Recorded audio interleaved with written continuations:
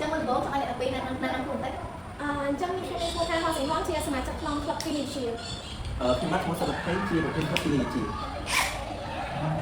ចាំសុំសួរទៅឲ្យមុនចង់ដឹងថានៅក្នុងក្លឹបគីមីជាហ្នឹងយើងមានផលិតកិច្ចខ្លះដែរ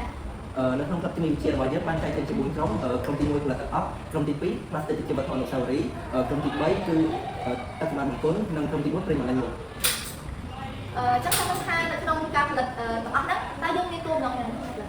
នៅក្នុងការផលិតទាំងអស់ហ្នឹងគឺមានគោលបំណងជំរុញសិស្សដែលចូលចិត្តខាងពិសោធន៍គីមីវិទ្យាតាមរយៈសកម្មភាពសិក្សាការសាកល្បងអនុវត្តហើយនៅក្នុងក្លឹបគីមីវិទ្យានេះមានផែនការផ្សព្វផ្សាយចំណេះដឹងគីមីវិទ្យាដល់សហគមន៍និងប្រព័ន្ធការពិសោធន៍ហើយជ្រាវការងារក្រុមដើម្បីបង្កើតបណ្ដាញសហគមន៍ប្រតិបត្តិជាមួយនឹងគ្រូភាគីឯកជនក៏វិស័យពាក់ព័ន្ធហើយមួយទៀតអាចជំរុញឲ្យសិស្សហ្នឹងអាចផលិតរបស់ដូចទាំងអស់ហ្នឹងដើម្បីអាចយកទៅលក់ជាមួយនឹងសហគមន៍ខ្នាតតូចបានអរគុណចង់ដឹងថានៅក្នុងការផលិតយើងទៅចំណាយអស់ប៉ុន្មានក្នុងការផលិតសម្រាប់ការចំណាយរបស់ក្នុងក្លឹបគីមីវិទ្យាគឺមានចំនួន50,000ដែរយើងធ្វើបរិយាទានទៅតាមខែមួយៗដែលយើងត្រូវការក្នុងខែហ្នឹងយើងត្រូវការសម្ភារៈគេខ្លះយើងអាចទៅតាមក្រុមហ្នឹងយើងអាចយកទៅអ្នកគ្រូបានជួយបរិយាទានទៅថ្ងៃខ្លះទៅហើយចង់ដឹងមួយទៀតចង់ដឹងថាអ្វីយើងផលិតហ្នឹងវាមានសារៈសំខាន់និងមានប្រយោជន៍ខ្លះចឹងគេនិយាយមកនៅក្នុងនេះហ្នឹងវិញទឹកអប់គឺយើងមានសារៈសំខាន់ត្រង់ថាយើងអាចទៅប្រកួតប្រជែងជាមួយនឹងទឹកអប់ក្រុមហ៊ុនធំបានហើយយើងអាចស្វែងរកសមាមាត្ររួមគឺ30 70ដែលគឺជា top note ដែលភាគច្រើនទឹកអប់អាច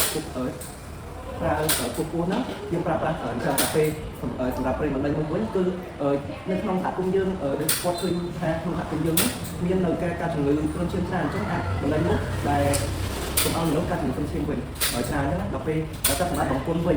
ដោយនៅក្នុងសហគមន៍យើងឬក៏ក្នុងប្រទេសយើងអត់ទាន់ទៅមានការបង្កើតទឹកសម្រាប់បង្គន់ទេអញ្ចឹងយើងបង្កើតទឹកសម្រាប់បង្គន់នេះអាចទៅប្រកបផ្សេងជាមួយនឹងផលិតផលរបស់ខាងស្រុកក្រៅហើយមួយទៀតគឺ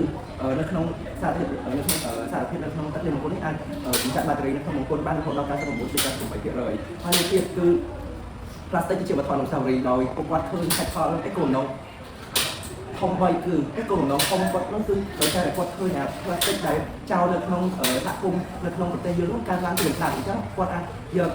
plastic ហ្នឹងយកមកកែច្នៃមកធ្វើជាផលិតផលប្រើប្រាស់ផលិតផលអនុស្សាវរីយ៍ក៏ផលិតផលប្រើប្រាស់បានវិញអរគុណហើយឥឡូវចូលដល់